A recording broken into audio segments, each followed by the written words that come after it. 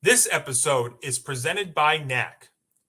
Have you ever wanted or needed a bag for multi-purpose use, or a bag that you don't need to worry about your important items such as your phone or laptop? Then Knack Bags are the bag for you.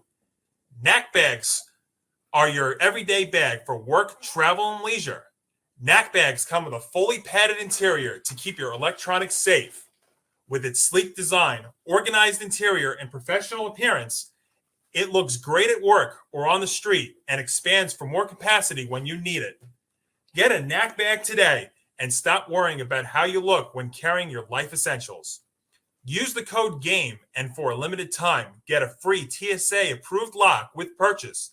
Just add the TSA lock to your cart with your Knack Bag of choice and use the code GAME, GAME, at checkout to get it for free.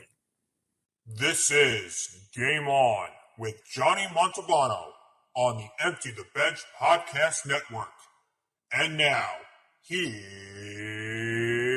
Johnny.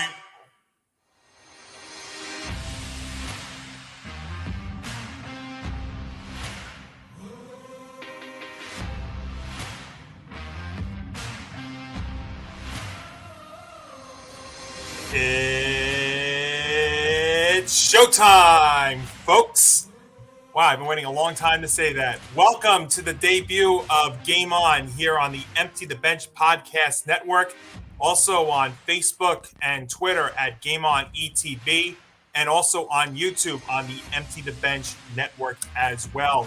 We are presented by Knack Bags. I'm Johnny Montalbano. In fact, here is my Knack Bag that I got, and let me tell you, this is a great bag. I have been using it since I got it. It's great. It's multi-purpose. I can put stuff in here. It's a great bag. So use the code GAME, get a free TSA approved thing. So you are going to be good to go with this Knack Bag. As I said, I'm Johnny Montalbano. Honored and pleasure to be along with you for this ride. And joining me today is Empty the Bench's own Nick Morgasen. Nick, welcome. How are you? Wow. We took 2 months. Can you believe this was 2 months ago when you and I started talking about this? Yes and no. I can't believe that it's been a little over 7 years since I actually did that intro. I still have it in me. We have to thank for one thing, because one, I was a big listener to Review and Preview back in the day. Yes, we'll give a little homage to Review and Preview, which our friends still do for their own show. And I said, you know what? I was actually listening to you one day while I was developing a lot of these shows for the Empty the Bench podcast network. And I said, you know what? We have one sports show. We need more sports. That was the original premise. But then we grew it into a large podcast network. And I said, you know what? We need another sports show. We need something. And I just said, hey, let me reach out to Johnny. Johnny and I went to the same school on Long Island at LIU Post. And voila, Game On is born. Absolutely. Yeah, it's great. You know, I've been listening to your show and all the shows here on the Empty the Bench Podcast Network, and they are fantastic. So thank you again for inviting me, and it's an honor and a pleasure to be aboard. And I'll tell you what, Nick, maybe I'm a little psychic or something because, boy, we picked the right week to debut this show because we have a ton of stuff to get to. So here on Game On, what we do, folks, is we look back at games past, look ahead to games coming up. We break down all the latest sports news. And like I said, we have a ton to get to here in the middle of March. I mean, it is March Madness. The NCAA tournament officially starts on Thursday. But I'll tell you, we didn't need to wait until actually really starts tonight because you got the first 4 games. But we didn't have to wait until then to really get the March Madness going. And, you know, we have baseball back. You know, when we were getting this show in its final stages, we didn't even know we were going to have baseball to discuss. And we have a ton of it to get to. We'll get to that about it being back. I'm going to talk about why I think the damage to the sport is done. And, you know, baseball may be back. Everybody may be excited that it's back. But at what cost? Because there is a big cost, I believe, to the game being back. We'll also get into the free agency news in baseball, the trades. There have been 6 trades that have gone down recently. The lockout has also impacted a star player. We will get to that as well. But, Nick, as you know, I'll tell you, as I've been setting up for the show, I've been constantly on social media waiting for any more news to break. And that we're going to kick things off with the football and NFL offseason underway. The new league year officially does not get going until tomorrow. But boy, I'll tell you, there is a lot to get to with the NFL offseason. And, we'll get to the Rodgers stuff in just a second, but I think you have to start here with who else but Tom Brady. Only took you 39 you mean days. Mr. Craziness? You mean the guy that said he was not forcibly, but retiring, not coming back, was throwing the sport to the side? I mean, we're not surprised by this, right? I guess you could say it's Mr. Brett Favre 2.0. Well, I think Aaron Rodgers is going to become 2.0. Well, we'll get to that in just a moment. But like I said, we start here with Tom Brady. And you can also, by the way, folks, if you have any questions or comments, feel free to follow us, as I said, on Twitter at GameOnETB. You can also follow me at Montalbano NY and Nick at N Morgasen Radio. And Nick, I'll tell you with Tom Brady, no, it's not a surprise. The way that his retirement had happened, his post about it, it still left a little bit of a feeling like, I feel like he's going to come back because he did show that he could still play at 44 years old. That was never really the issue. The issue was, does he want to come back, and does he have, I don't know if he's got any unfinished business. I know he said that in his post, but does he love the game so much that he wants to continue? And there was just something about it that I was like, you know what? He may take time off. He may take a year off. I didn't think he would take 39 days. So no, I am not surprised by the Brady news, but now it creates a very interesting situation, not only for Brady, but for the Buccaneers as well, because they've had 24 free agents that they've had to decide about bringing back with the Brady news. And now you look into going to his age 45 season. There's a lot of factors here with Brady, Nick. He comes back, he wants to keep playing, but he comes back now for the Buccaneers, and this year they've got a very challenging schedule coming up. So what do you think about all this, the Brady stuff? The Brady stuff is interesting. Now, the social media message that there's unfinished business. The man has won 7 rings. What do you mean there's unfinished business? The man holds the record by himself for most rings as an individual. Now, you were talking about other guys that could also come back. Hi, Gronk. Maybe you're going to come. Maybe you won't go into retirement after all. Or other guys that might come back. I don't know. The running back. I'm forgetting his name off the top of my head all of a sudden. Fournette. Yeah. Fournette's another one. There's a bunch of guys. Like maybe like a Richard Sherman comes back on the defensive side of the ball. I mean, and then I was telling you earlier on that the guy who went to the Bengals is probably kicking himself. The offensive lineman, yes. I mean, don't get me wrong. You go where the money goes. 4 years, $40 million. Take the money, and eventually for a team in the Bengals and Joe Burrow, I think that's going to be better in the long run with the younger quarterback. But you're just seeing more guys. Everyone thought, oh, shoot, we're screwed because we're going to go sign with other teams. And then Tom Brady just says, hey, you know what? I'm going to dust myself off for one more season. To be quite honest, I think if he's coming back for 1, I think he's coming back for 2. To be quite honest, you don't come back for 1. You don't come back for 1 more. No, I do agree with that 100%. And yeah, like now what happens with Gronk? I said to somebody this morning, and I fairly believe that if Gronkowski's going to come back, it's going to be just for the Bucs. He's not going to go anywhere else. He's almost like what Devontae Adams is to Aaron Rodgers. He's a product of Tom Brady. That's not to diminish what Gronkowski's done in his career, but I think it's just it's a good fit for him. So that's going to be something to watch. And then when you watch the Buccaneers as a team going into the season, they enter a brutal schedule. They've got a bunch of challenging teams on their schedule this year, which makes sense because, they were Super Bowl champion 2 years ago. Last year, they made a deep run into the playoffs. But part of it also, I think, for Brady, besides the fact that I think he still wants to play, I don't know if he wants to go out on a game like the Ram game in the playoffs. Well, every year that he lost the Super Bowl, he comes back the next year, and the track record is he wins. So I'm not surprised. We'll follow the formula. Every time he loses, he wins the next year. So we'll see what happens. And I would say that that's certainly a good possibility because when you look at the NFC real quick, I mean, who really is going to challenge them? And I know we're only talking about this on March 15th, but it's never too early to look ahead to September, folks. Trust me. But when you look at it, I mean, who in the NFC is going to challenge them? Seattle's going to is going through either a rebuild or a restructure. The Cowboys are now losing guys left and right. I mean, the Cowboys still might be the best team in the NFC East, but that's also not saying much. But you look at it, I mean, yes, maybe the reigning Super Bowl champion Rams, maybe they have another run in them. But other than that, the NFC really is not that strong. Green Bay probably still, but I mean, I just rattled off 3 or 4 teams, but other than that, you don't have anybody else really. And even in their own division, you've got 2 teams that I think are going to be a mess in the Panthers and the Falcons, and the Saints. We don't even know what they're going to be doing. I mean, I know there's talks about Deshaun Watson. We'll get to Watson in just a moment, but Tom Brady also realizes that he comes back and he probably has a very good legitimate shot at another Super Bowl run. So that's part of it too as well. It's scary to think that a guy in his 40s all of a sudden makes you the favorite again to win the Super Bowl, isn't it?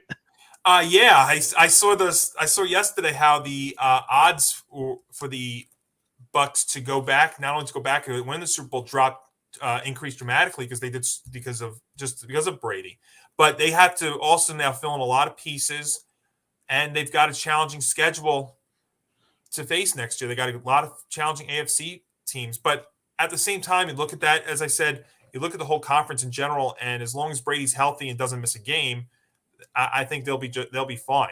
That's the one thing you can almost guarantee. He doesn't miss games, even at his age. He's like a workoutaholic. I mean, he eats avocado ice cream, for crying out loud. I mean, this man is so healthy that it would almost take a catastrophic injury. By the way, I feel bad. You and I were talking about this the other day. The fan who technically bought the last touchdown of Tom Brady as well and paid like $500,000+ for it. Oops. 519, yeah, and less than 24 hours after the news breaks that he won that auction is when Brady decides to come out. I guess technically, though, it still is until Brady goes out on the field and plays again. I mean, what if he tears his ACL in the You said that. You're like, right? Wow. I was like, wow, he's expecting the worst. Well, I mean, maybe there's a way he can get that money back. I'm sure we'll hear something about that. Yeah, but the thing is, even if he tore his ACL, he would have come back to play one more season in 2023 anyway. There's a good possibility. I think I agree with you. I don't think he'd make this announcement for one more year. Hey, look who's enjoying it in the chat. There we go. Hey, Hank, what's going on, bud? What's going on, man? A good friend of ours, Hank, joining us here, and yeah, so we'll see what with Brady. Now the Bucks become a very legitimate Super Bowl contender again. When it looked like it was not going to be, now you have to talk about them again. And you know what? That's just the start of this crazy offseason so far in the NFL. Another big story that developed last week, and we just brought it up here, is Russell Wilson going to Denver. And the Broncos were a team that was talked about in getting a big-time quarterback. It could have been Aaron Rodgers. And I tell you, when this move came down, Nick, I love this deal for the Broncos. Did they give up a lot? Yes. But you look at that team, that is a team that technically is still on the rise. They were second ranked in Pro Football Focus for their rookies. So, and they've got some other makers as well. So, I mean, they're a team that is ready to win now and has pieces to still be on the rise. Yes, challenging division, Nick, but I love this move because Wilson is only 33 years old, and I think he's still got several years left. I think it's an interesting – Denver needed a quarterback in the worst way possible. And by the way, they kind of washed their hands of Drew Lock at this point because Drew Lock was kind of an abomination in Denver. But Denver gave up the kitchen sink for Russell Wilson. And Noah Fant, of all people, and I brought this up on Empty the Bench on Saturday, that why are you giving up Noah Fant? That was your young star. Yeah. Why? Well, when you need that quarterback to take you over the top, you know what? You're desperate. That's really what it is. And I understand that division is challenging, but you know what? Your windows in the NFL, you're not like the Patriots who could do it every single year. Your windows in the NFL are not that long. I even would give you the Chiefs, for instance. Look, they've been in it 4 years in a row. They've been the best team in football. You can even argue the best team in football the last 4 years. They've been to one Super Bowl. That's what's crazy to me, that a guy which they spent half a billion dollars on, that which, by the way, the cap hit on that contract is insane. I think it's like between 50 and 65 million, depending on the year for Patrick Mahomes. These cap hits are insane. And when we get to Aaron Rodgers, well, the cap hits are insane on that too. I don't understand how in a cap-driven sport like the NFL, how you can spend all this money on the quarterback. Look at Tom Brady. If you look at Tom Brady every year, is he the highest paid quarterback in the NFL? No, he's not. And that's why he's won 7 rings, because he's not taking the cap hit. Yeah. There's been a bunch of quarterbacks we've been talking about with cap hits. I mean, another one, even Kirk Cousins, who went back to who got another year with Minnesota. But yeah, I think this is great for Denver, because now it really does put them in the mix there. And I get the Chargers. I almost said San Diego. See, I almost did it again. We got the Chargers there. You got the Chiefs, who are still going to be good. But it definitely now is going to take Denver and their coaching staff. They got a good coaching staff there as well. I think Denver is going to take a big step forward now with Russell Wilson, and Wilson coming off an injury-plagued year. I brought this up in one of my Monty moments that you can always follow on the Game On ETB Twitter page. I think this is a great fit. I really do. I understand they gave up a lot to get him, but Denver's been looking for this franchise-type quarterback since Peyton Manning left, and I believe that this is going to take them over the top. And Wilson's got something to prove too, coming off that injury-plagued year last year with the finger. I mean, I did an ETB minute on the Russell Wilson trade, where I said this is going to go one of two ways. First of all, it only takes one Super Bowl win for this to be a valuable trade to Denver. It takes one. Now, it's either going to go one of two ways. They win a Super Bowl, everything is happy in Denver, or it's like the end of Castaways, where Tom Hanks is screaming at his volleyball, Wilson! Like, it's going to either go really well or really miserably. Now, they have guys like a Jerry Jeudy, who is going to be a talented wide receiver for many years, as long as he stays healthy and doesn't get hurt. That is going to be an amazing target. Yeah, absolutely. That's what I was saying. Wilson's had targets in Seattle, and I think now he's got good targets out there in Denver. I think he's not going to miss a beat out there. I feel bad for guys like Bobby Wagner, though, that basically were not told that he was being released from Seattle. That was their defensive line. Yeah. Well, that's the thing too. Now, on the other end of this trade, now what happens with Seattle? Are they going to be going through a total rebuild, or would you be talking about a restructure with them? They don't have a quarterback. They don't have a quarterback right now, but I mean, there have been, and they haven't been linked to anybody. But what are they going to do with the quarterback position? Because I don't buy for a second that Drew Lock he's going to be the guy up there in Seattle. And the problem they have also is that you don't have the draft this year. It's not a quarterback driven draft, but Seattle's going to be an interesting team, because as much as you want to say it's a rebuild, is it more of a restructure? See, I'm surprised they didn't go after Carson Wentz, to be quite honest. Yeah. Even though I hate Carson Wentz, I hate his game. I don't like I think that the Colts totally screwed the Commanders, but we'll get to that in a little bit. Yeah. Well, I mean, actually, that's what I wanted to pivot to too, since we're talking about the quarterback position. I want to talk about Wentz real quick going to Washington. This is interesting, because I think, for Washington, is it an upgrade over what they've had? When you look at the quarterback rankings that they've had, Heineke played well, but their quarterback play has been awful, to say the least, the last several years. When you're thinking about Washington, you're thinking about their defensive line and the players that they've had there. Heineke's been okay, but could Carson Wentz give them an upgrade there? Yes. I think a lot of people are pointing to the game against Jacksonville when he closed out the season, how terrible he was there, Nick. But before that, Wentz was actually having an all right year out there with the Colts. I don't know what Indy's doing. That's the other aspect of this trade too, is where are the Colts going? Because they don't have a first round pick this year. I know they've been rumored to Garoppolo. I know they've been rumored possibly for Watson, but where do we go here with Indy's angle? And what do you think about Wentz going to Washington? I can tell you right now, I think the Commanders got hosed by the Colts, giving up 2 third-round picks. Now, people are going to say, what do you mean? I'm like, yes, they got hosed. 2 third-round picks for Carson Wentz right now. That's a steal, getting Carson Wentz out of Indy. By the way, Carson Wentz did himself no favors losing to the Jaguars, trying to get a playoff spot. Okay, that was a total embarrassment. You can't. Here's the deal. Teams you can't lose to, one of them is the Jaguars. You cannot lose to the Jaguars. Even though the Jaguars are going out and spending money like drunken sailors in the NFL in the offseason, getting Christian Kirk, of all guys, that's not even a number one, giving him $72 million with incentives up to 84. I'm getting ahead of myself. But my point is that you can't lose to the Jaguars. It's bad. It's a bad look. And the other thing people are not pointing out, what division is Carson Wentz back in again? The NFC East. No, the NFC least. Yeah. Well, I mean, especially now. Yeah. I mean, that's the thing. Now he goes back there. It's tough to say, but I mean, it's a bit of an upgrade by accident on Washington's standards. So I like Heineke. I thought Heineke was a really good quarterback.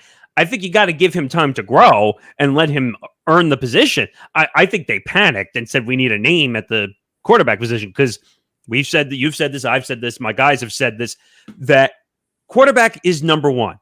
I don't care if you're a defensive-minded team, quarterback is number one, or else you can't win. Look what's going on down in Cleveland with all the rumors that they want, that Deshaun Watson went and personally spoke to the Browns organization. By the way, that's never happening. I can say with 100% satisfaction that he's not going to Cleveland. If he ends up in Cleveland, it's going to end up like my prediction with Max Scherzer saying he was never going to go to the Mets, and somehow he ended up in a Mets uniform.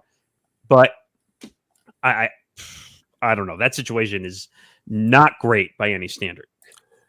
And well, let's get to let's keep it on the quarterback bandwagon, since we're talking about him. And the news broke broke last Tuesday, and then it broke again today. Aaron Rodgers officially staying in Green Bay, and his contract, boy, I tell you, it is insane, this contract. Shh. Aaron Rodgers doesn't know if he signed it himself. Yeah, somebody put that out today when Pelissero and Rappaport reported it this morning. They said, well, are Rodgers going to go after them for it? But I've said it before. I've said it on your show. I've said it on other shows. I've said it to my friends.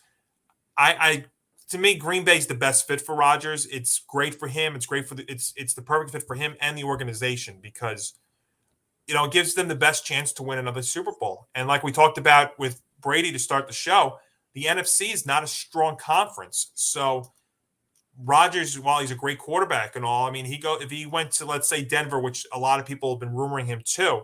That's the one. Yep. Yeah, and I think that's different than Russell Wilson's situation, simply given the fact that, I think Wilson's got many more years ahead of him. I think Rodgers is better fit for Green Bay. And, they keep Devontae Adams too, and they've got, their other players. They're not really going to change that much. I know they're kind of hampered as well. But it's, to me, Rodgers is a Packer guy. And I think him and Adams are a match together.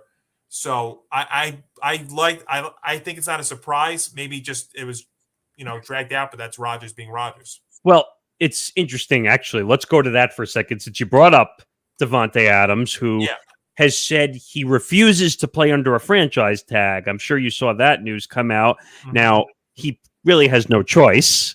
I don't like the franchise tag rule. I wish they would do away with the franchise tag rule, because that's basically forcing a player to play in a place if he doesn't want to be there anymore, and he's not getting the money that he should be paid. Don't get me wrong. He'd be playing for $18 million or $20 million or whatever it is he's making. He's not going poor by any stretch, but you're giving all the money to Aaron Rodgers. I'm looking at the numbers because I put the tweet out before.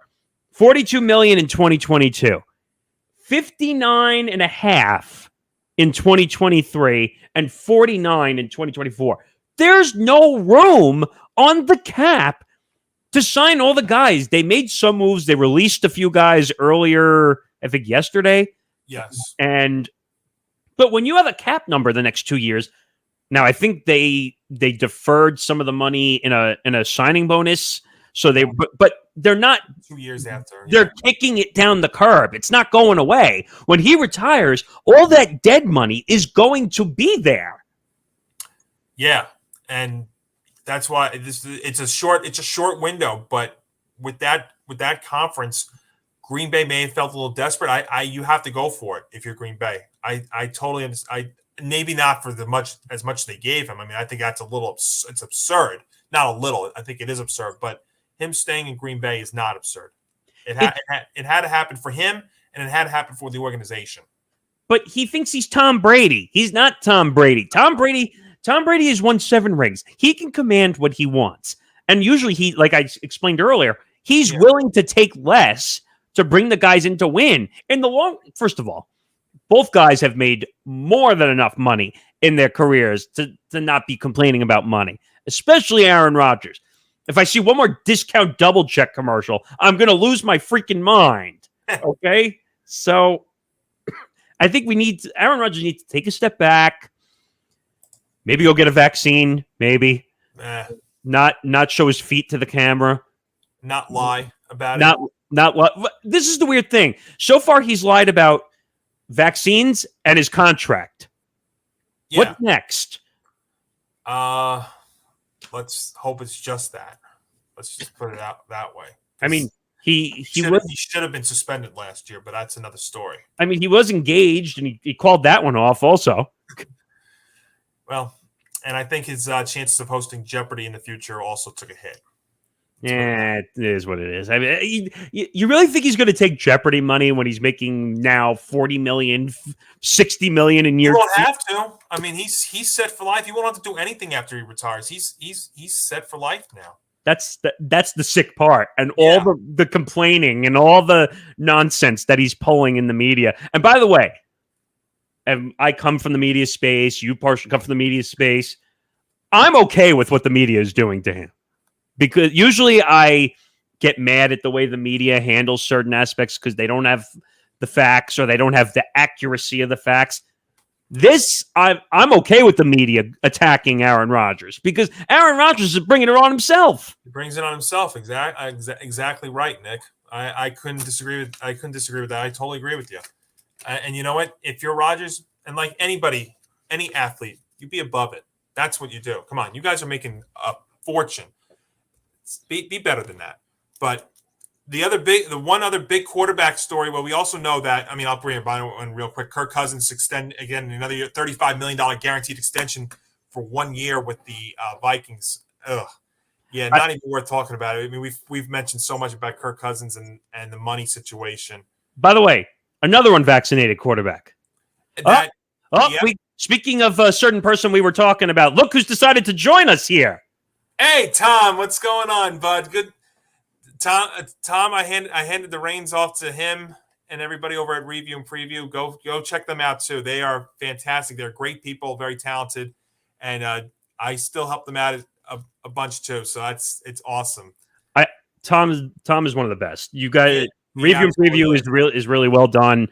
I watch the show when I can, and I really enjoy the show. Yeah. Tom's a really good guy. We all went to LIU Post together. So yeah, that's how it all worked out, folks. A small world. And in fact, I helped out at LIU Post, and I'll share the story real quick too. I helped out at LIU Post because my uncle knew Dan Cox, the program director there, and they knew I wanted to get some on-air experience and some training and stuff. So I got over there, and then I got on the air, and as they say, the rest is history. Now here I am. About 11 years later, and now with you guys. And I'm still helping them out too. So it's great. It's all good news all around. The one other quarterback, and this just goes to show you the madness. That graph, that Chiron, that NFL offseason madness, folks, that is an understatement. I mean, look at this. We've been on the air for only 30. This show is only 30 minutes old, and we've only gotten into the quarterback position, and we still forgot one other big quarterback story this week, Deshaun Watson. Oh boy! And this is going to be fascinating because, you know, he gets cleared from the civil suits. Yes, he's still got, some other pending ones that are mattering, but it sounds like he is going to be cleared to play. And the rumors that you're hearing about with Deshaun Watson now, that the Texans want 3 first-round picks. And I got into a debate with somebody on Twitter about Deshaun Watson being worth first round picks. Folks, it is insane that Deshaun Watson, very few players in the NFL are worth 3 first round picks, let alone Deshaun Watson, who has not played in an NFL game in over a year. I mean, Russell Wilson got, I think it was 2 first rounders, a second rounder, and a third rounder were involved. I believe it was 2 first and 2 seconds. All right, but still, that's a lot for Russell Wilson. And they even got Noah Fant and plus. Yes. I mean, Deshaun Watson where it's 3 first round pick. Get the blank out of here. Yeah. He's gonna get moved. I don't think there's any question about that. But I don't think you might get 2 first rounders from him, but I wouldn't even do that. Yeah, if I'm an organization, I need a quarterback, but why am I getting a quarterback that hasn't played in a year? This is not a knock. This is just my thought. I think Deshaun Watson is no different than this situation is no different than the Teddy Bridgewater situation, where you're banking on somebody that all the hype over somebody who hasn't played in years. Yes, I understand he hasn't any physical injuries or anything, but still not playing in over a full year. That does take something out of you. I'll go one better. This situation kind of reminds me, and this for you and I, this is when we were a lot. I don't know if we're a lot younger, but definitely younger. Michael Vick. Yeah, you know what? That is a very, very good comparison. Because Michael Vick, if for most people who don't remember, Michael Vick was in a dogfighting ring. Most people don't remember that because it it was big for a while.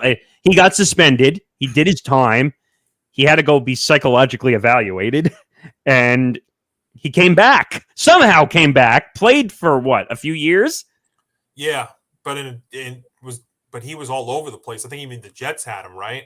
Oh God, don't remind me. But now he's at Fox. I think he turned his life around, and it happened. Time, yeah. I mean, he did his time, and I mean, I have no sympathy for the guy. Still, I mean, you're fighting dogs, for crying out loud. I don't care who you are. You could be the nicest person. If you're fighting dogs, I'm not going to like you at all. But that's what this kind of reminds me of. Now, what people are forgetting as well, even though he's not being charged, there's still 22 civil lawsuits out there that he's facing. So I wouldn't touch this guy with a 100-foot pole. 100-foot pole, yeah. He's going to get moved, though. I would imagine in the next – they want to get it done really soon from all indications, and somebody's going to do it. It's going to – I mean, you look at the teams. Carolina has been rumored. Look, if I'm Carolina, I definitely would make a push for them because their quarterback situation is an absolute mess. Last year, they were paying 3 different guys to play under center. And look, you might even have to include – if you're the Panthers, and I can say this because I know I have a lot of Panther fans that are watching the show and are going to be watching it here in South Carolina. You have to consider giving up Christian McCaffrey if you're the Panthers. I know. Oh, wow. Well, here's the thing. There were reports, or there was I asked somebody this: if you can get a high draft pick for Christian McCaffrey, and I know there was actually a report that I was reading that was saying that. You have to consider it because the guy can't stay on the field. Yeah, when he's great when he's on the field, but look how much time he's missed in the last couple of years. It's part of the reason why Carolina's gone into an absolute free fall these last few years. I was actually going to say I think there's no value in McCaffrey. Well, I'll compare it to Mike. I'm a Giant fan, and they're talking about Saquon Barkley. I think there's more value for McCaffrey than there is Barkley. I mean, if you want to trade Barkley for a 7th-round pick right now, that might be all you get for him. I mean, I think because of all the injuries, same thing as Barkley. I think McCaffrey has no value. He had 2 major injuries the last 2 years. I mean, yeah. That's why I couldn't believe the reports saying that they could possibly get a high pick for him. I mean, yes, I'm not saying do it, but I'm saying you definitely have to consider it. You know why? Because McCaffrey has value to him. He's won titles, running back titles, but with yards. Barkley has proven nothing. I mean, he came out in his first year or 2, did good things, got hurt, has never been the same. His first year was great, and then he's been hurt. You know, whether it was the torn ACL, whether it was the high ankle sprain. It also doesn't help that when your basic strategy is just to hand him the football, and basically every other team is going to stack the box knowing that he's going to run because they don't have any wide receiver threats. No, and also with they know he has to go to the outside all the time because the offensive line's in shambles and such. I mean, I like where the Giants are going, but at the same time, real quick, I'll just mention this. I like the direction they're going with Shane and with Dable, but look, this is gonna be a process, folks. I mean, you see them cutting guys left and right. I mean, I think they cut their better tight end. They got rid of Ingram, thank goodness. He went down to Jacksonville. They cut their better backup running back in Booker because they couldn't pay him. The amount of guys they're having to cut or restructure. They've had to restructure they've had to restructure Martinez. They've had to restructure Shepard. They've had guys. Just because of the whole salary cap situation. The Dave Gettleman stench is going to take a long time to get rid of over there at East Rutherford, New Jersey. You can things down here. You're like my two co-hosts. My Tom and Nick were Giant fans. Also, we're all miserable. I'm a Jet fan. You three are Giants fans. It's miserable here. Hey, you know what though? The Jets. I mean, they re-signed Barrios. They brought in Uzama from the Bengals. I like some of the moves. They're not bad. I think. Look, you see them actually starting to make some steps. See if Zach Wilson takes another step forward. The Jets are actually starting to make a couple of strides here, but it's going to be a process with them as well.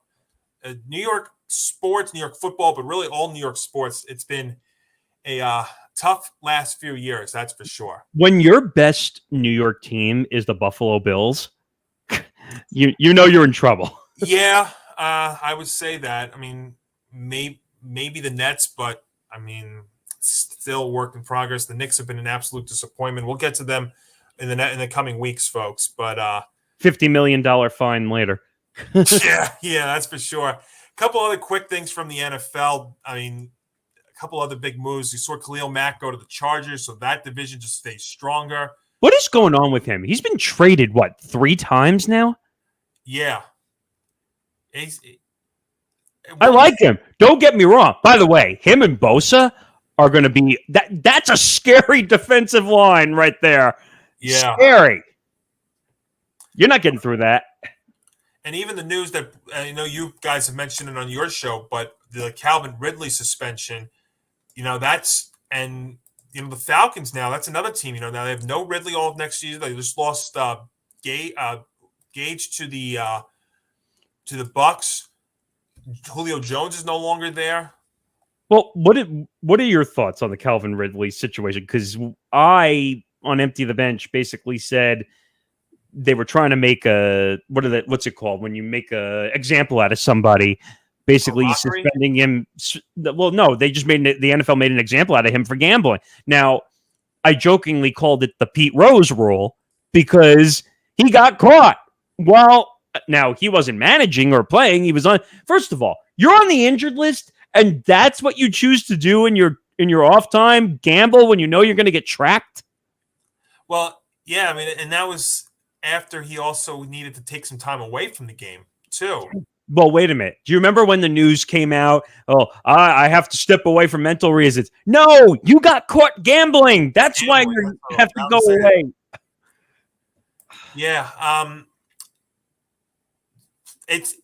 It's weird because the aspect is, the players gambling is bad, but the league is being sponsored by all these different promotional accounts, and you see all the talk on these shows about gambling.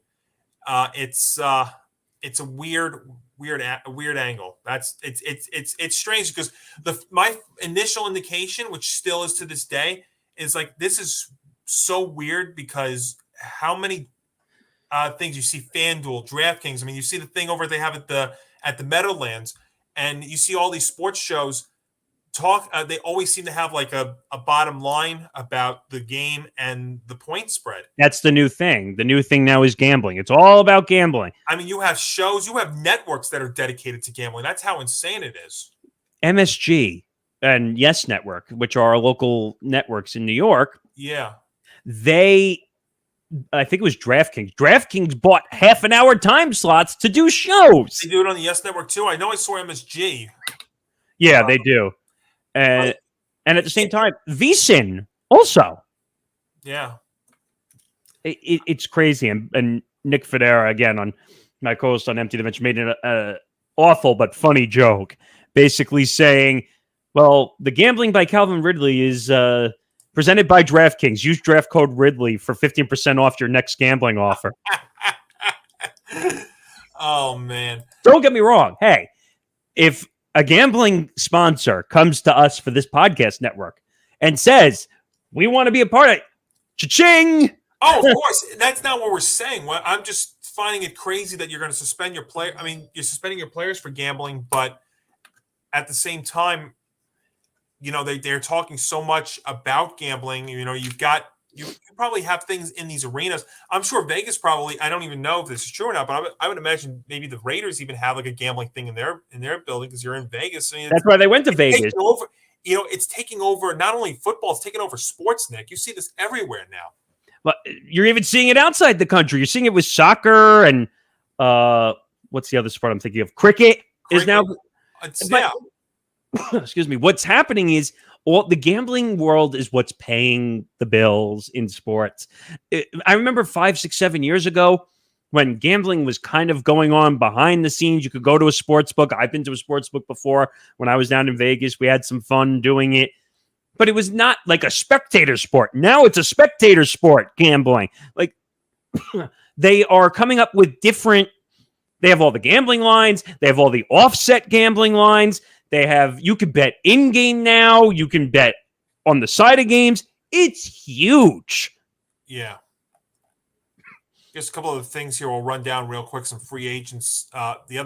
We'll finish this off talking about some free agency itself. I mean, these were just the quarterbacks, and this is how madness the NFL has been. And technically, the new league year doesn't start until tomorrow at 4 p.m. But a couple of other news and notes. One of the teams making a big push this offseason are the Jaguars, and a lot of big signings. Christian Kirk, you had mentioned it, Nick. The $72 million possibly could be up to $84 million. I like what they're doing here, though. They're trying to help out Trevor Lawrence. And I think one of the things with the Jaguars with all these signings and stuff is let's also not forget Travis Etienne, who, we've seen it with Jamar Chase and Joe Burrow with both LSU guys over there in Cincinnati. Maybe those two, if they're on the field together, that'll give a spark to the Jaguars. I think that was the other thing too that didn't really get talked about because when you think of the Jaguars last year, the only thing you really talked about was the Urban Meyer situation, which was a disaster from day one. But Trevor Lawrence not having Travis Etienne there for the season, I mean, basically I heard that I think the first preseason game of the year, not being there, I think really hurt Trevor Lawrence too. So maybe those two together, the Clemson days, maybe that also give him a spark. But I like the fact that, the Jaguars, they're paying, they're trying to help out Lawrence and trying to speaking of stench, trying to get rid of that stench that Mr. I shouldn't even call him Mr. because he doesn't deserve it, but Urban Meyer left in Jacksonville. No, he's too busy getting lap dances at a bar. Yeah. Teddy Bridgewater signed with the Dolphins for 1 year, up to possibly $10 million. So maybe he competes with Tua over there. Yeah. That's an interesting thing. The Jets, we talked about them making moves. They re-signed Barrios. They re-signed Tevin Coleman. They brought in Uzama. They just got to work on chemistry. That's all I care about.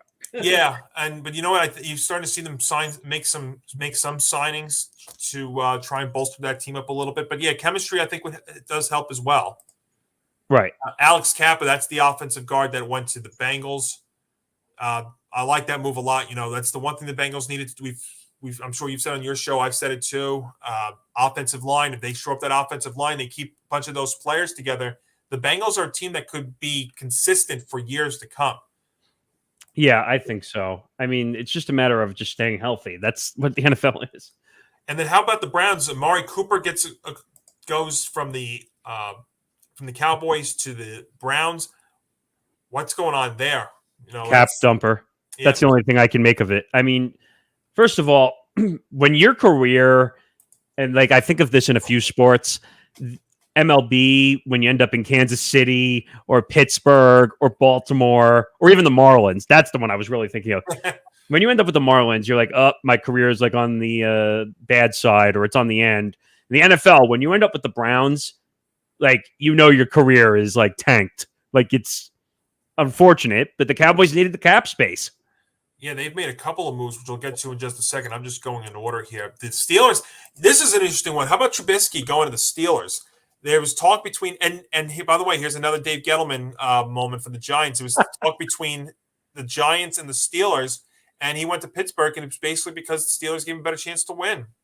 Well, yeah, I mean the Steelers they have a better head coach, first of all. Better head coach, yeah, better system, yeah. That's definitely for And sure. the weird thing is, and it goes back to what we said earlier about how the draft for quarterbacks is zero. It's essentially zero. Like it's going to be bad. There's no quarterbacks of value to draft. So Mitchell Trubisky is getting overvalued for somebody who doesn't deserve to be a starting quarterback in this league. I guess, though, also when you go down there and you have a choice between Trubisky, Haskins, and Rudolph, who should never see the field again, I that could be it as well. And Yeah. God, I'm sorry. No, you're right. I'm agreeing with you. Yeah. Yep. And then we talked about the Jaguars bringing in Kirk, Evan Ingram. Good luck, Trevor Lawrence, if your numbers are going to get affected with Evan Ingram going over there. Let's see. Oh boy, Max Crosby. That was another big one last week for the Raiders. It's 4 years, $99 million. I think it was the 53 guaranteed. Was he the Pro Bowl MVP? I think. Yes. Okay. Yeah. So he deserves his money. He's playing well. Yep. Jaguars, we got Khalil Mack. They also signed J.C. Jackson, cornerback, for 5 years and $82.5 million with $40 million guaranteed. Cowboys have been, they've been having to make some moves because of their salary cap situation. Michael Gallup got re-signed. Dalton Short's got the franchise tag. DeMarcus Lawrence, 3 years, $40 million with $30 guaranteed. I like what the Giants are doing on their offensive line. There's, again, not really much they're going to be able to do here because of their salary cap situation. I mean, they had to dump some guys that were actually all right for them last year, whether it was Booker, the running back, or even Smith, the tight end. Ingram's now gone, so we don't have to worry about that again. But this is going to be a process with the Giants, so everybody's just going to have to be patient. But, got to start somewhere. Yeah, it's crazy. I'm just trying to see here. As I go through the league here, it's been a wild off season, and it's just, folks, it's just getting started. Get the draft in like 6-7 weeks. We have some interesting baseball news if you want to get to baseball. Yeah, let's do that transition, folks, because baseball is back.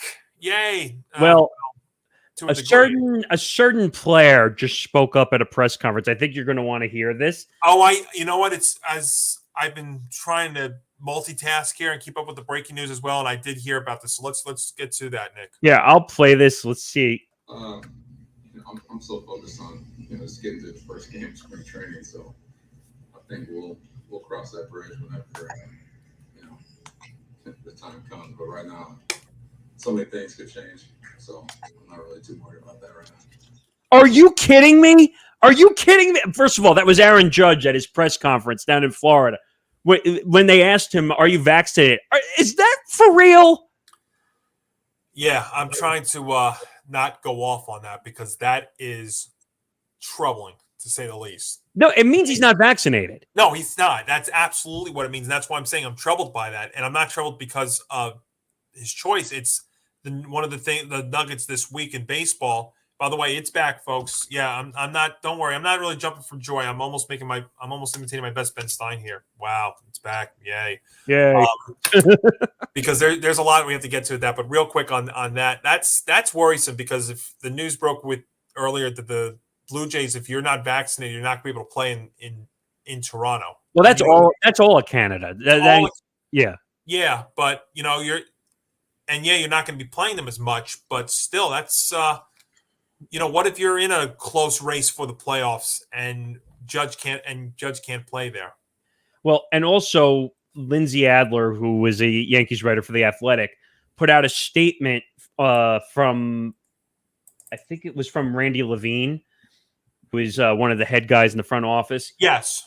On behalf of the Yankees, Randy Levine is working with City Hall and all other appropriate officials on this matter. We will have no further comment. So basically what that means is he's trying to get players exempt that don't have the vaccine because he knows that some of his players are not. And by the way, this is not just the Yankees. The Mets don't have vaccinated players either. And a comment came out from the Mets apparently that they're refusing to comment at this time. Yeah.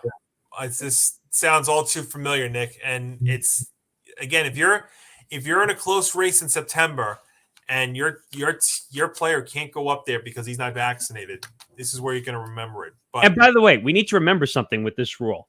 You're not allowed in the country, period.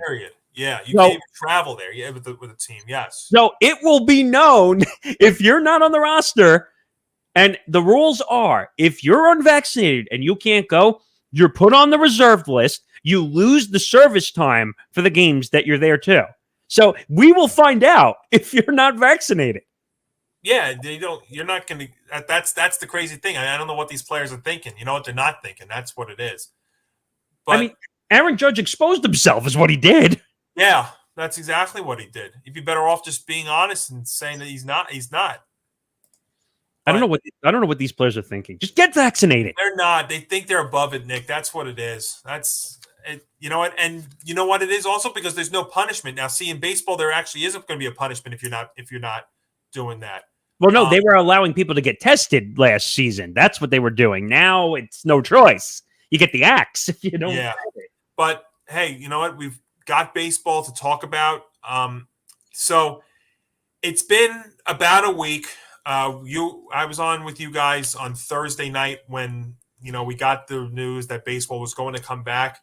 I was on your show and as much as I was looking forward to talking baseball, I'm still not that excited. I'm still disappointed by the whole process. And people are saying to me, "Oh, Johnny, you're gonna have to get over it now. Baseball's back." Folks, the damage to the sport of Major League Baseball because of this lockout is done. It's already happened. Go ask the Padres. We'll get to that in just a moment about the lockout and how damaging it could be. But all these changes now to the sport, whether it's the expanded playoffs, which baseball did not need, whether it's the rule changes that are going to be coming in 2023, which is absolutely insane. If you don't think it's insane, go watch a minor league game this year because they're actually going to start experimenting with that in the minor leagues. And there are things that they don't make sense.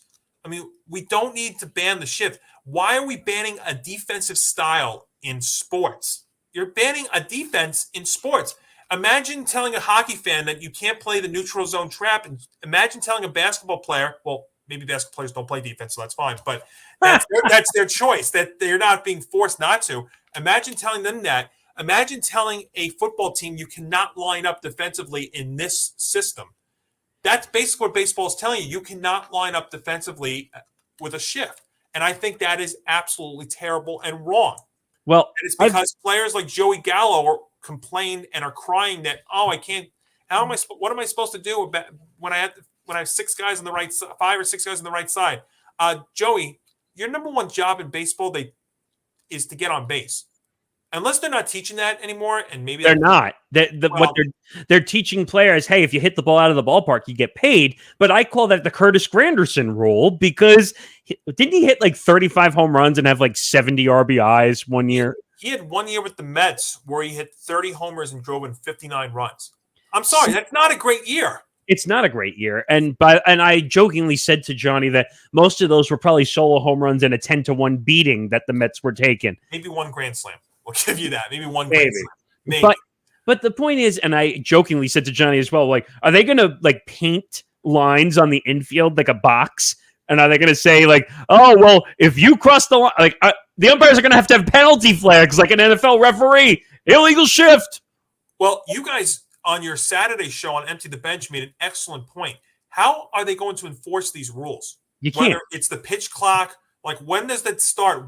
How are you going to ban the shift? Are we going to be talking? Maybe it might come up next off season, but I want to know how the heck they're going to enforce these rules and what exactly does that mean? Does that mean that 2 guys have to be on either side of second base? Nick, these rules, it makes the sport unrecognizable. Even the Atlantic League, before we came on the air today, I put out an article of what the Atlantic League are doing. It's not baseball. This sport's not even recognizable anymore. It's Little League.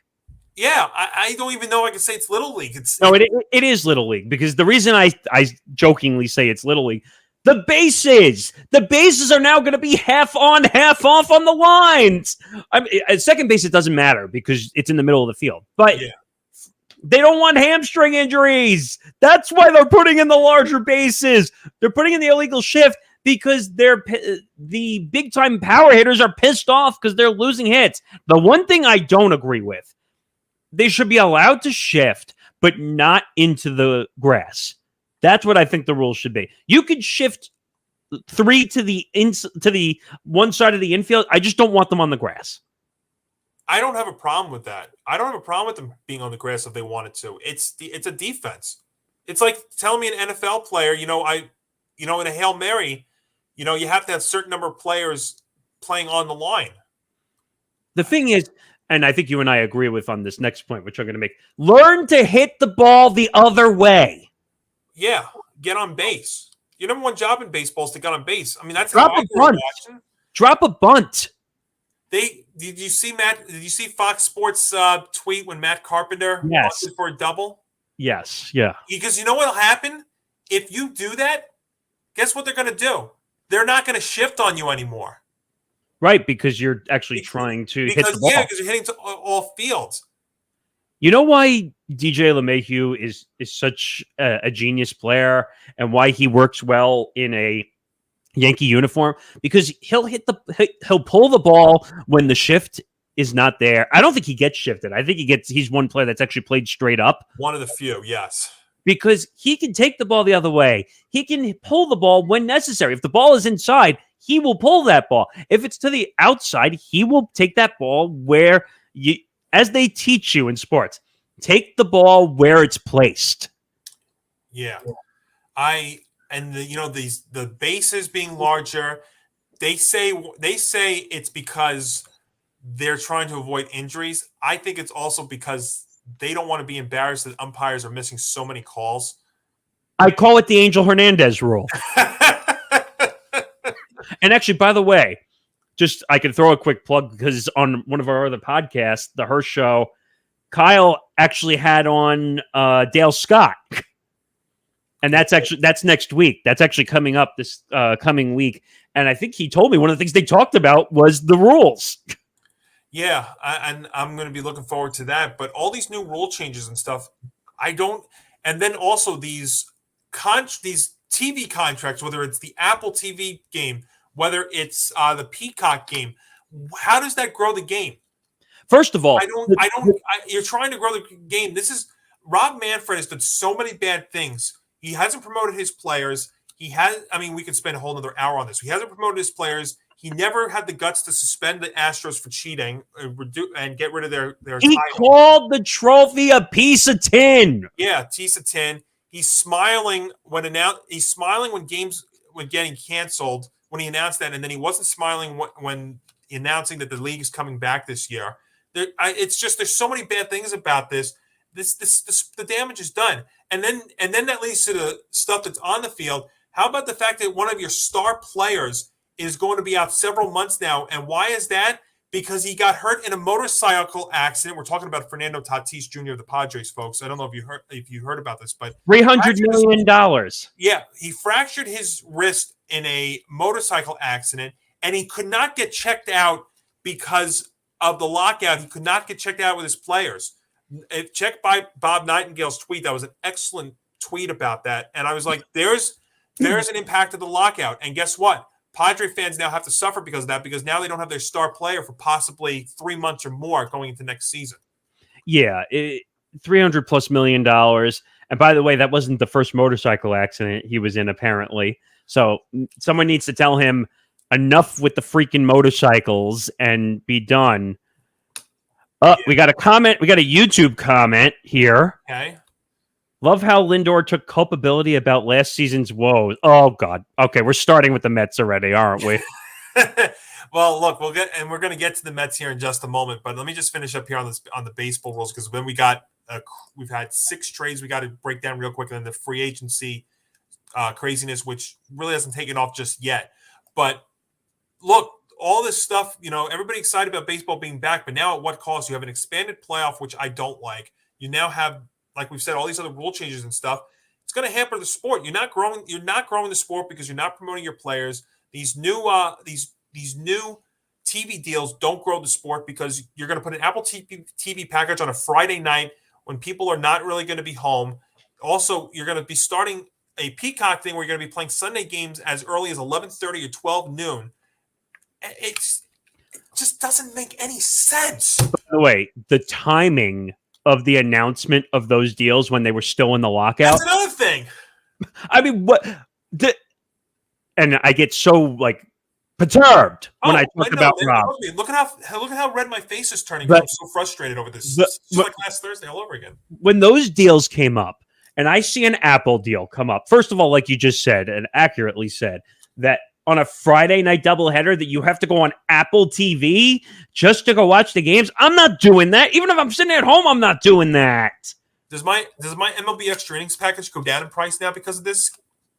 That's a good question. I don't know. Because supposedly when they did that with the hockey with ESPN Plus, they did drop the price of the NHL center ice, but that's because then you had to go get ESPN Plus. And there's so many. I'm sorry, go ahead, Nick. No, I was just going to say, and to your other point about Peacock, you think I'm getting up and watching a game at 11:30?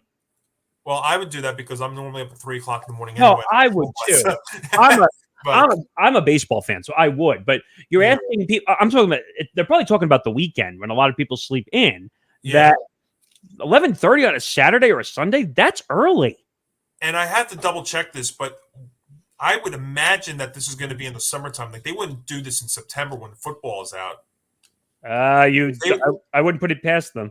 I mean, you're gonna do that against football. You think that so many bad things, but you know what? We do have baseball back, despite all the terrible antics of the 99-day lockout, which was just so. The optics are just so terrible, folks. I mean, yeah, baseball's back. That's great. The optics were so bad that it still hurts almost a week later.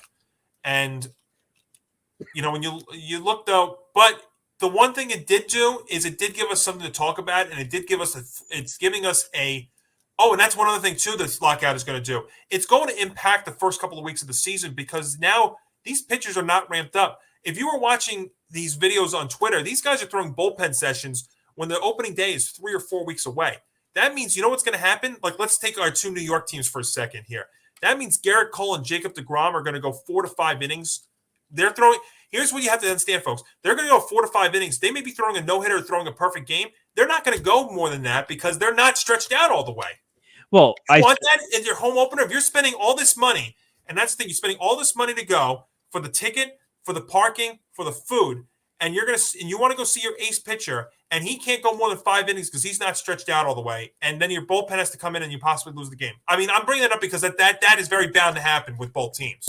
I'm waiting for, and I hope it doesn't happen. I'm praying that it doesn't happen. We're going to see a major injury happen. Yeah, I mean, it's certainly possible because these guys are trying to ramp up so fast. It's hard not to see that. They shouldn't have agreed to play 162 games. I think that was a mistake. Yeah, so then you're also going to have double headers, and they're going to play 9-inning double headers. Well, I'm happy about that. That basically they're not doing that BS 7-inning doubleheader nonsense. The second base rule is gone. The man fraud rule is gone. I will say though, Nick, that keep that ghost inning rule and that ghost runner rule. Hold on to that because there was a report in The Athletic that they were talking about possibly bringing that back again. Go away! And the 7-inning doubleheader, Nick, I had no problem with. You know what I had a problem with is that you were charging a separate admission and playing that 7-inning doubleheader last season. There were teams that were playing a 7-inning doubleheader at 1 o'clock and 7 o'clock and charging full price. That you can't do. That's ridiculous. You're paying full price for a shortened game and having a separate admission. That's wrong. I'm sorry. That is not right. Well, that's MLB in a nutshell. They're looking to make as much money as they can. They don't get. I've said this for a long time. Rob Manfred does not care about the fans. Does not care. He will keep raising the prices. Why do you think they're bringing in the Apple TV? Why do you think they're bringing in the Peacock deal? They want money. They don't care. A family of 4 can't afford to go to a game anymore. Okay, it just can't happen. I love traveling. Before the pandemic, my dad and I would go to stadiums. I've been to about 10 stadiums now, and I've had the chance to do all the ones here, and I've traveled out a little bit. It's expensive. Most people, and my piece of advice to people who buy tickets for baseball games, don't buy them directly from the team. They are too expensive. Go on a ticket site and buy them because you can't afford them. Or you know what you do, Nick? Like what I do down here, you go support minor league baseball. You go support like your low A affiliates and stuff like that. I got one down here, the Myrtle Beach Pelicans, who are the low A affiliate of the Cubs. I'll go watch them a couple of times this year. It's fun going to a minor league game. And you know what? Those are guys that are working their butts off trying to make it, and they're making practically nothing to do it. So that's where you go support. I mean, look, will I be watching baseball this year? Yes. Am I excited? Not as much as I was before. I'll say that. It's definitely hampered the excitement. I know there are people who are saying that they're not going to go to a game.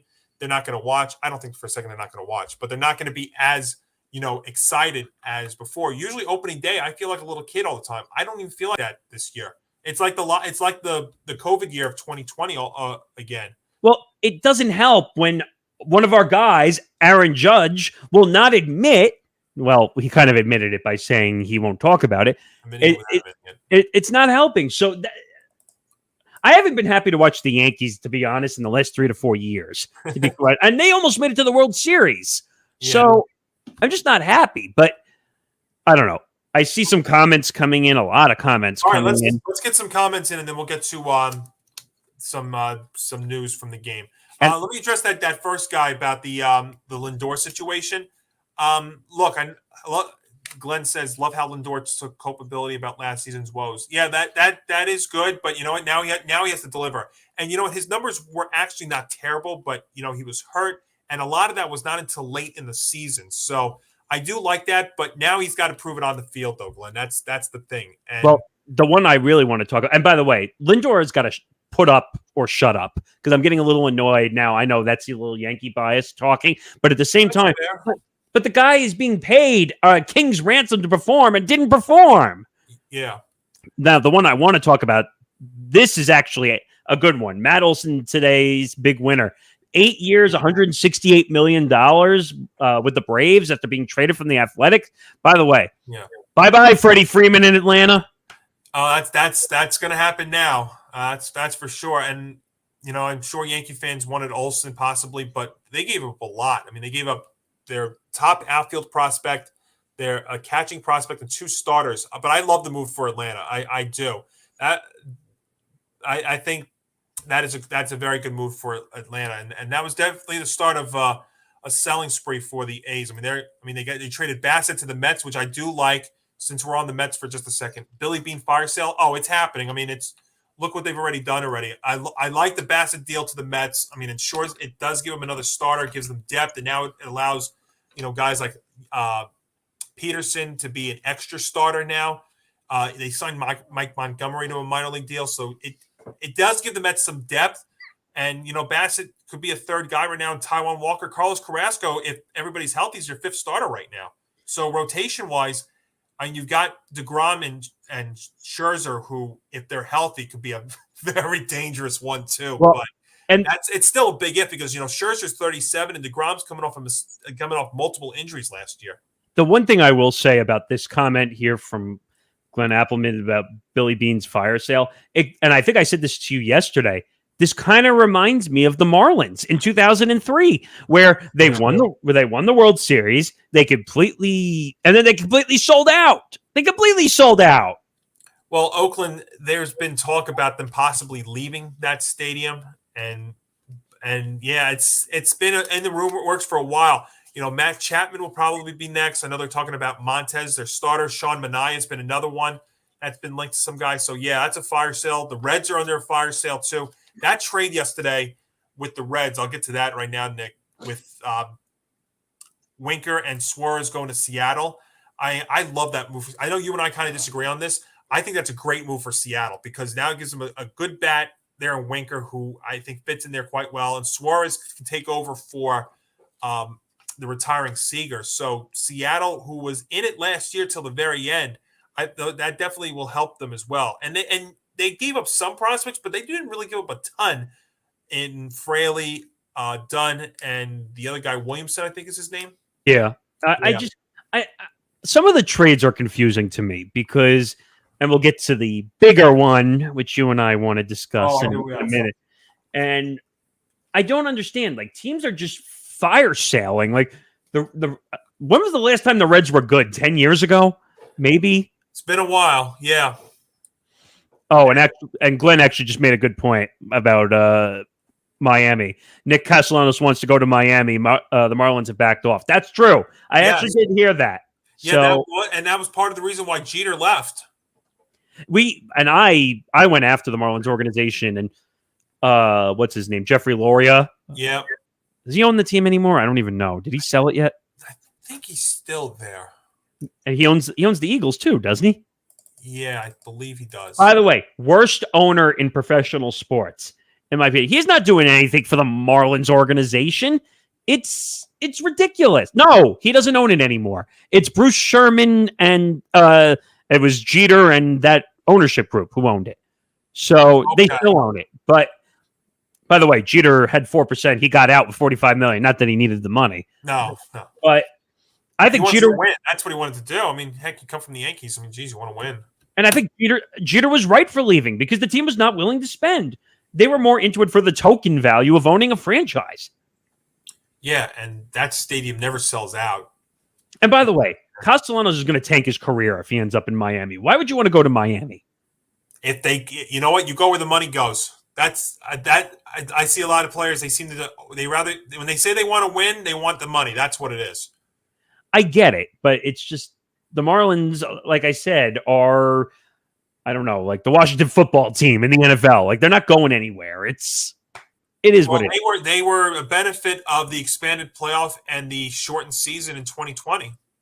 So they might be one of those teams that are excited about the prospect and now the reality of expanded playoff. That's the other reason why 2020 was a clown show when they played 60 games because the Marlins made the playoffs and almost won a series. Yeah, I know. Or they did win a series, I think. So can you imagine how the laughing stock MLB would have been if the Marlins somehow made it all the way and won? Well, it could happen now because you could have a 500, just a barely above 500 team get in and make a run. See, it's not like basketball where that could happen in one conference because one conference is so bad. That usually doesn't happen in basketball. Baseball, you can get in at 82 and 80 and or 83 and 79 like the Cardinals did and make a deep run because if your pitching gets hot at the right time, that could be what happens. And I wonder baseball will say, "Oh, it's a great story." We're still 12 teams, right? Still? It's 12, yeah. It went from 10 to 12. God, you know what? The joke I'm going to make in a few years is why don't we just put all 30 teams in the playoffs and just have a playoff? They originally wanted 14, and that was just a joke. Well, it's a joke. I mean, if you're going to tell me that there are going to be two expansions, then we could discuss. But let's see. Oh, Lauren Albanese. You know that name? Yes. From Newsday. Newsday. Yep. So she just came out and said Mayor Adams has said previously it will not make an exception for athletes because it gives the wrong message. Over 1,400 city employees were fired last month because they were not getting vaccinated. There you go. There's your answer. And you know what? The other thing too is, and I will bring this to a sports angle for a second. What do you tell somebody if you're changing this during the season? If you're going to change it, this is the time to. I mean, it's hard, but then you know what? Then you're kind of counteracting that because if you're going to change this before baseball season starts, then you're going to change it with Kyrie too in basketball. That's a good point. I was just going to make that Kyrie Irving and the team got fun. First of all, the Nets are at fault for him ending up in the locker room at halftime. No doubt. But you're fining the team $50 million when he's allowed to sit in the stands now. First of all, that rule is insane that away teams can bring their unvaccinated players into play, but he can't play and he's in the States. I know. That's been part of the thing with COVID is these inconsistent rules, but that's not for us to discuss here. No, not right now. And also, Glenn brought up, and I forgot about this as well. Cubs have backed off on Correa as well. Before we came on, Ken Rosenthal of The Athletic was saying that now the Astros are talking about bringing him back. And I'll say this to the Cubs. I'll say this to the Cardinals, even the faux Cardinals account that said that they signed him to a 5-year deal. I'll say this to the Astros. I'll say this to anybody else but the Yankees and the Mets. You can have him. I don't want him. Yeah. I don't want him. I don't want him. Not only forget just the cheating stuff. I don't want him. I don't want him. Forget also just the comments that he made about the Yankees. I'm not a fan of his. First of all, are you giving him $350 million? No. I'm not. No, I wouldn't. I wouldn't give him more than 5 years. By the way, the Cubs would be stupid to give him $350 million. Well, the Cubs, I love what they did. They signed. They signed Simmons. That's the guy I wanted the Yankees to go after. I wanted them. I wanted them to get a stopgap shortstop. Now they got that with Falefa, and we'll get to that deal in just a second. But they need a stopgap shortstop. But Simmons goes to the Cubs. The crazy trades, though, you were talking about it. The free agent frenzy has not really been there just yet. It's been more of a trade frenzy. You had Sonny Gray go to the Twins. That was the start of the Reds fire sale. You had Mitch Garver go to the Rangers for Falefa, who then got traded to the Yanks. Chris Bassett to the Mets. We talked about that. I like that deal a lot. It's going to be interesting because now 4/5 of the Mets starting rotation, could possibly be free agents after this year. Well, the Mets with DeGrom making the opt-out news as well when he was talking. First of all, I thought that was very telling that he came out and said, well, I'm letting you know right now, I'm opting out. It's business. Now, I agree with him. It's the right move to opt out. But are we going to say this later at the end of the season if he gets hurt? I was going to say, is it going to be? Because now he's had multiple injuries last year, and he's not, he's kind of like Aaron Judge. He's not a young guy going into the prime of his career. He's in his low 30s. I'm not. You know what? He needs to calm the brakes a little bit. I mean, look, what he's done with the Mets is remarkable, but that injury-plagued year last year has definitely put a hamper on him. And I know he has to really bounce back this year, but then people are going to realize that, he's 32, I believe, 32 going on 33. He's either 32 or 33. Yeah. He's old. He's old for the pitching standard. Because he didn't come up as a 21-year-old. I think he came up like Aaron Judge, I think he came up 26 or 27. Yeah. Look at it real quick here. I mean, the Mets need to focus about playing good baseball, not being a distraction. DeGrom's going to be 34 in June. So he's 33. Okay. He's 33 right now. So he's on the old side for a pitcher. Yeah, I mean, he came up in 14. I mean, there's no argument about the pitcher that he is, but at the same time, a 33-year-old pitcher, what are you going to give him? You're not. That's. I mean, he could get $35 million a year, but you're talking about 35 for 2. Maybe. I mean, I don't know.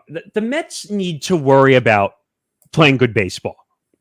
Not about what's going on off the field, not what Steve Cohen is stupidly saying to the media, and that he's going to spend over $290 million, which they should call the Steve Cohen tax at this point.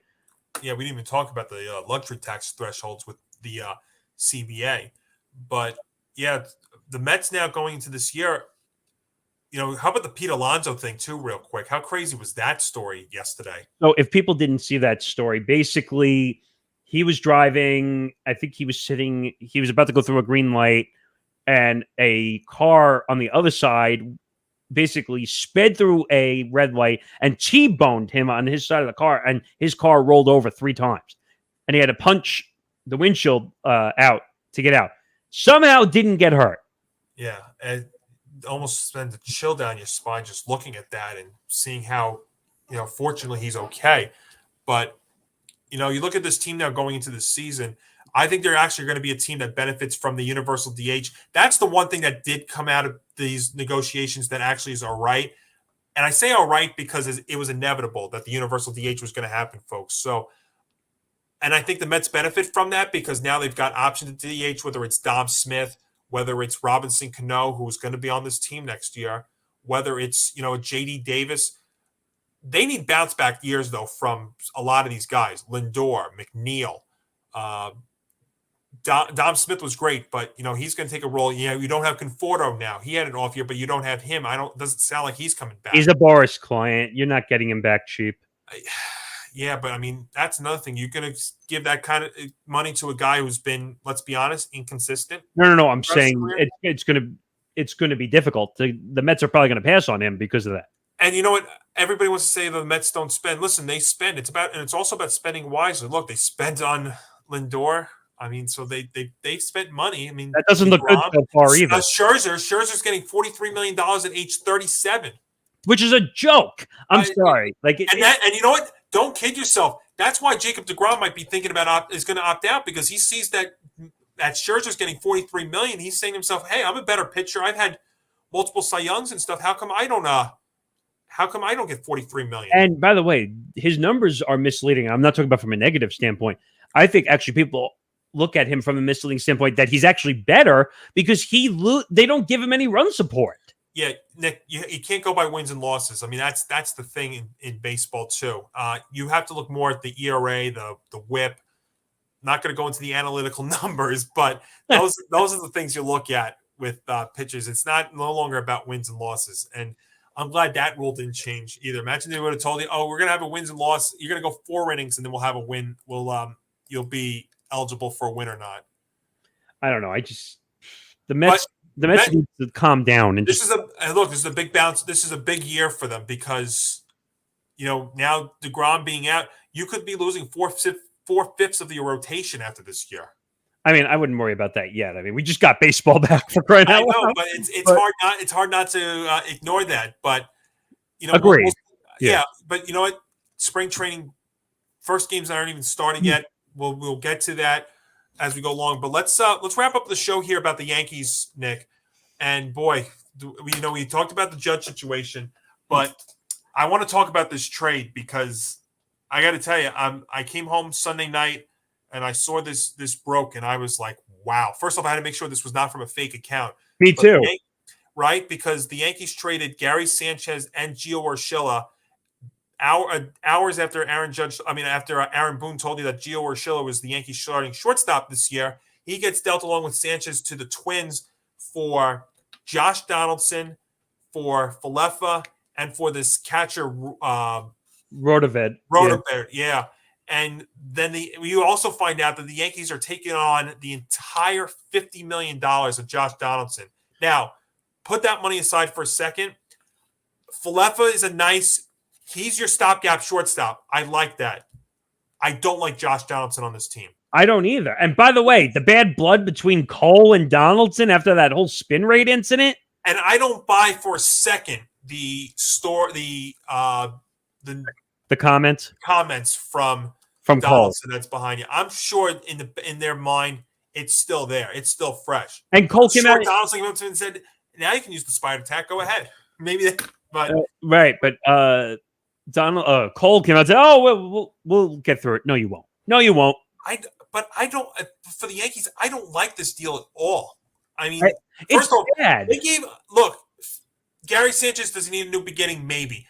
Gave up on him way too easily, though, in my opinion. No, I don't know if I agree. Well, here's the thing you're going to get. Maybe you might get better defensively behind the plate with the pass balls and stuff, but you're not going to get anywhere near the production you got out of him. Yeah, but Gary was struggling at the plate. He was striking out a lot. I get that, but so was the entire team. And now you bring in another power hitting third. You basically did now have a power hitting third baseman instead of a power hitting catcher. I don't like Donaldson either. I think both sides of this trade are bad. He's 36 years old, and now they're taking on that entire $50 million contract. So now I can't hear from the Yankees that they don't have the money to go out there and spend. Well, the thing is, if the way I would have looked at this differently, say they took on half of that amount, like they took on 25 instead of 50, I would have said, okay, the Twins are on the hook for part of it at least, and we only have to pay a part amount of it. But they took on the whole thing. Yeah. The whole thing. So basically, if he stinks or he gets injured, then it's over. You're on the hook. And you realize that looking at Donaldson's numbers, that he's had. I'm looking at his numbers right now. He's had one full season. I mean, he played 135 games last year, but you made another good point also that I want to bring up, which I think is fair. But I mean, he's played 28, 155. He's had one full season since 2017. But I want to bring up another point that you made that was fairly accurate that people are not talking about. Yeah, you're gonna have a log jam at the DH. Yeah, well, they did say today that they want to put Stanton more in the outfield. Forget just that. Just forget just that. Let's look at their offense for a second here. the Yankees were very lucky last year to even make the wild card, because if you would have told me before the season, let's put it this way, Nick, let's say I would have told you before the year that the Yankees would have underperformed in 7 out of the 9 positions, and their pitching staff was inconsistent at best, you would not have even thought they would have made the playoffs last year, the one game wild card. The only players offensively that had a good year for the Yankees last year were Judge and Stanton. Those two carried them in September. Otherwise, you had a down year at first base with LeMahieu, which is a big factor, and we found out that he was pretty much hurt the entire year last year. Torres had a down year. Urshela had a down year.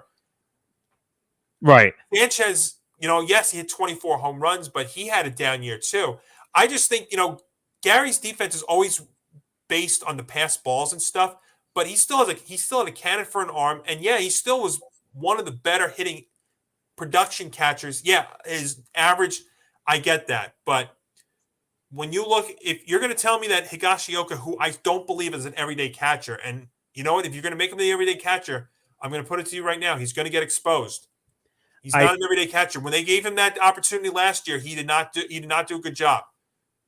I think they made a major mistake. Gary Sanchez, I can take or leave at this point. Gio is the one I'm pissed off about. Like, where Gio was coming into himself, like really coming to play ball, and he could play multiple positions. Well, he's a third baseman to me. I mean, they had, what ended up happening, and this was another problem the Yankees had with Torres. They were trying to help his defense, so they put him back at second base.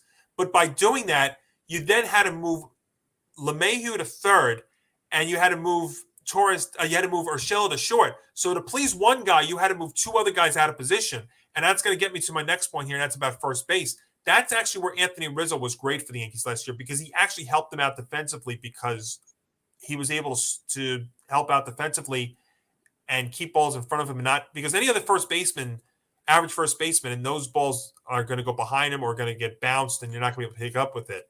So they had to move guys out of position just to please Torres, too.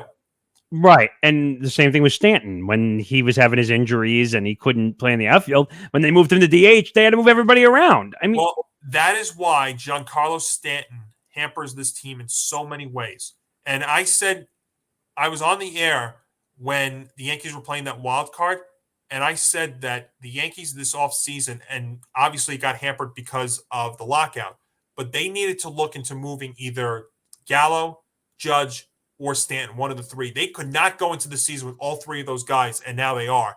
And now they have another one of those power guys in Donaldson. It just makes no sense. First of all, what I've learned from Gallo, Donaldson does not hit for average. That's another guy too. But I was going to say, last time he hit over 290 was back in 2015. I was going to say Gallo is not a fit for New York. Unfortunately, he's got to go. Well, you know what? He's a fit because he's a lefty. Right, but he just doesn't like the media. We've seen him have run-ins with the media.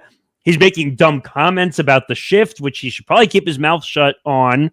Yeah. And it's only going to get worse because New York is the #1 media capital. Like, everything you say is going to get magnified.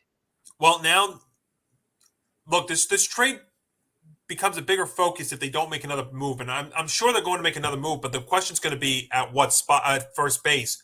And look, Freddie Freeman, the Yankees are not going to go to a 6th year for Freddie Freeman. If he turned out, I'm not giving him 6 years. He's 32 years old, and this is not a knock against him, but his entire career was over in the National League. With the Braves, it's an entirely different thing coming over. Now, defensively, yes, I could live with that, but he's a really good defensive first baseman. But you know what, though? I can get Anthony Rizzo on a shorter-term deal and have him play well defensively at first base and give me production, and that'd be the kind of guy that I would want, because not only is he left-handed, but defensively as well. Right. So why would I give somebody 6 years and let's say $150 million when I can get that same kind of production for 2 to 3 years? Well, you're going to be back at it again if you only do a 1-year deal, though, at first base. There's a bunch of different factors involved. I agree with you that at 32, you shouldn't be giving 6-year deals. I believe that, and I think I told you this, that the 10-year deal is dead because Major League Baseball owners are finally starting to realize That 10-year deals don't work. Look at how many years the Angels had to eat on the Albert Pujols contract. Yeah. It's awful. And Mike Trout maybe now too. There was even reports that they might be. I mean, eventually they might have to move Trout out of center field because of his age. Eventually, and look now, Corey Seager gets 10 years in Texas. That's not going to work. I think that was a joke. Why the hell is Texas signing Corey Seager for 10 years at like $330 million? They're in no business being in that game at all. Yeah. So that is something to watch with the Yankees here over at first. I mean, that's obviously the other big thing. I mean, maybe pitching wise, they go after another guy. That might be something to look at too. But also the outfield, Aaron Hicks is going to be at center. Do you bring back Brett Gardner again? No. That's been discussed. I hate to say this, and I'm a Brett Gardner fan. He was there when they won in 2009. That's how long he's been there. Okay, but he is what, 38? 39? He's up there. Let's see here. He's not the same guy. I think you got to let him go. Gardner would be 39 this year in August. Apparently, they offered him a contract, like a smaller-ish contract, 1 year. If he was smart, he would just take it. I will say, though, I don't think you were expecting Gardner to play 140 games last year. No. That's the thing. No. I mean, you can get a younger guy, but because of the injury history with Stanton and with Judge, you might have to consider getting another. Now, I know they brought back LeCastro, who suffered a torn ACL, and he could play in the outfield as well as second base and be a speedster. Right. So they have him as an option too. But I tell you, this Donaldson move, I'm not a fan of. I'm really not. And also from the age standpoint, it's not a good deal. Yeah, it's just something it's just something I think the Yankees did not need was another power hitting right-handed veteran bat. Because he's 36, right? Yes. And how many years is that $50 million for? I'm assuming it's I believe he's got 2 more years and an option. Well, all right. So we can kick the option out because they're not going to take that. So it's 2 years. Yeah. God, so he's going to be 38 by oh God. That's bad. That's bad. Yeah, it's I tell you, I mean, I know it was 11 o'clock at night when that news broke, but I was not happy. You get rid of a fan favorite in Urshela. I think Falefa, I think he's going to be all right. I think he's your stopgap guy because I'll tell you, the Yankees, I know sometimes they like to promote their prospects a little bit too much, but they have been very high on Volpe and Dominguez, who's going to be that stud center fielder who will be up in a few years. The one thing I'd be careful with, and I said this to you, and I think you partially agreed with me, prospects don't always pan out. That's true. I mean, look, they were talking about the 3 Bs they had at pitcher. If you remember those 3 Bs? Well, I remember Betances. Betances, Chamberlain. Well, Jabba, yeah, but they had 3 Bs. They had Betances, Manny Banuelos, and Andrew Brackman. Brackman was a bust. Yes. Banuelos was a bust. Right, and Betances was all right, but he's with the Mets now. A couple of years. No, not anymore. He's a free agent. No, I thought he re-signed with the Mets. Didn't he? Did he? Maybe he did. I know he pitched one game last year. Well, I have my former Yankees messed up because Ottavino just signed with the Mets. Ottavino did, yes. And how about that? He go from the Yankees to the Red Sox to the Mets. Talk about major market performance. But I'm going to look here real quick. I mean, we should spend some time, a little more time on the Tatis injury because I think that's major. Yeah, that's the one of the things. Yeah, and I was going to get to that. I hate to say this, but Tatis did it to himself. Yeah, the motorcycle thing. Yeah, and you know what? Like I've had over the years with the guys where I took a master's class at Hofstra. Most people don't know where that is. It's Long Island. Yeah. That we were discussing the Hernandez death, the Miami Marlins pitcher. Yes.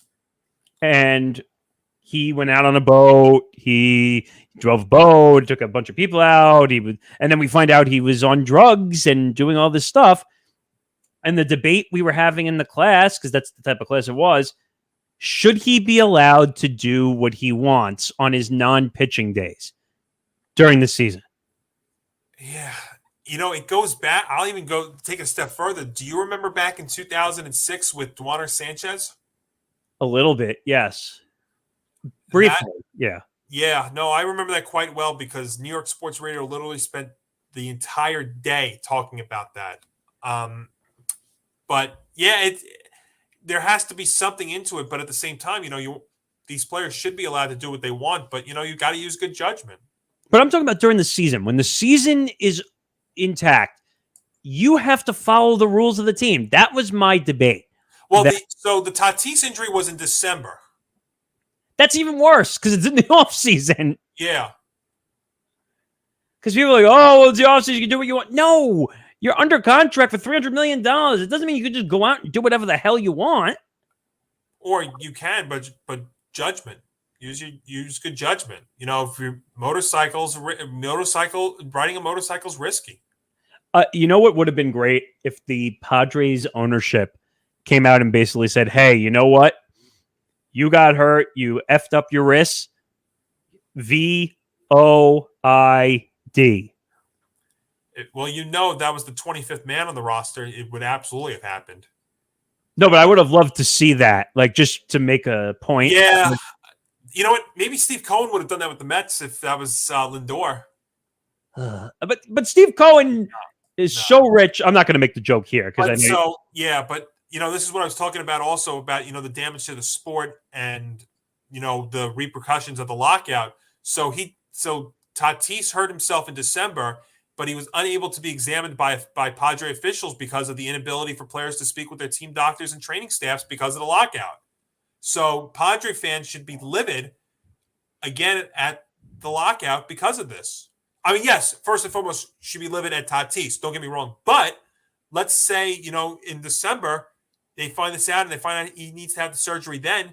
You're talking about him potentially being back for opening day. And by the way, a wrist injury is one of the worst injuries to have in baseball. I know. Yep. When you injure a wrist, it's not a few months. They say it's a few months because they're always optimistic. But injuries, got to rehab. You got to come back. You got to pick up a bat again. And you need your wrist in baseball to swing and stuff. So, yeah, you'd be very rusty and stuff. And I remember with Teixeira when he had that wrist problem, it lasted for him for a long, long time. And by the way, you're using team resources, even though you committed a dumb injury. Yeah. Well, you know what? That's a thing. It's part of the lockout. And by the way, I think that's dumb, by the way, that because of the lockout, you can't even go to the team doctors. You can't do anything. Nope, sorry. We got a parting of the ways. Can't do anything. Well, the one other thing to talk about with baseball as we wrap up our debut show here, Nick. Yeah. We still have to, and you had brought up briefly, Freddie Freeman's still out there. Which I don't understand. Other big name free agents still out there. Makes no sense. Well, we heard that multiple teams now have joined in the Freeman sweepstakes, and we know obviously the Braves now are out. The Yankees look like they're out, so now it looks like it could be the Dodgers making a big run. The Blue Jays have been discussed for a little while now because they've made some big moves before. It's interesting because he's dual citizenship. That's why the Jays are in. He's got Canadian citizenship. Yes. The Dodgers are in it, obviously. They've he's from LA. Yeah. Yeah. They've even said about the Padres possibly. There have been other teams too. The Rays.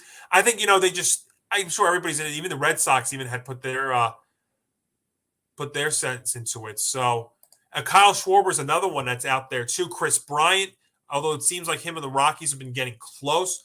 So the other big story is the fact that we still have a ton of free agents. So the free agent frenzy carries on. Yeah, I mean, I'm not surprised. I mean, Correa too is still out there. Correa, yep, we said that. Yep. So I don't know. It's getting awfully late. Opening day is 3 weeks from Thursday. What is that dumb saying that Yogi said? It's getting late early. It's getting late early. Yeah, 3 weeks from Thursday is opening day, and I'm surprised because mandatory reporting date was the 13th. Yeah, and the first games are this weekend.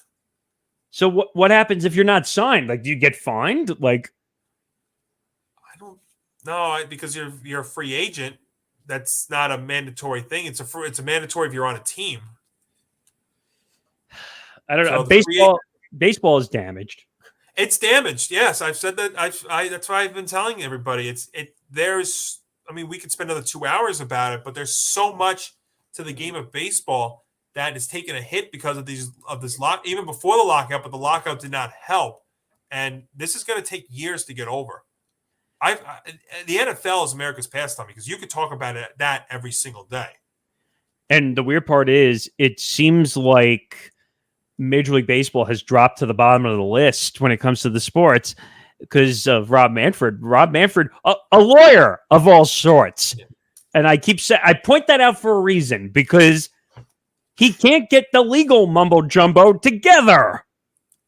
That is for sure. And it's going to take a while. And, yes, it's good to have baseball back. It's good to be talking about it, but you can't overlook this, folks. I mean, you're going to start seeing this. If you don't even start seeing it this year, you're going to start seeing it next year with those new rule changes, and you will always hamper back to that lockout they had for 99 days, and then how they really rushed the deal together at the end there. Wait a minute. We got a little breaking news here, if I can. So, Shai Davidi, who covers the Blue Jays? He covers the Blue Jays, yes. Blue Jays GM Ross Atkins says, quote, "It's unlikely that we won't add another position player." Okay. So that would include Freddie Freeman. Well, that would. So he said, doesn't necessarily mean it will be an everyday player, but the most obvious way to improve the roster is in our infield. But they're saying they're likely not going to add somebody from the outside. You know what? I will believe that. I will believe that when it actually happens. So I don't know. Well, but before we go, though, just if you want to quickly, since it's the premiere show, just quickly go over what the show is going to be.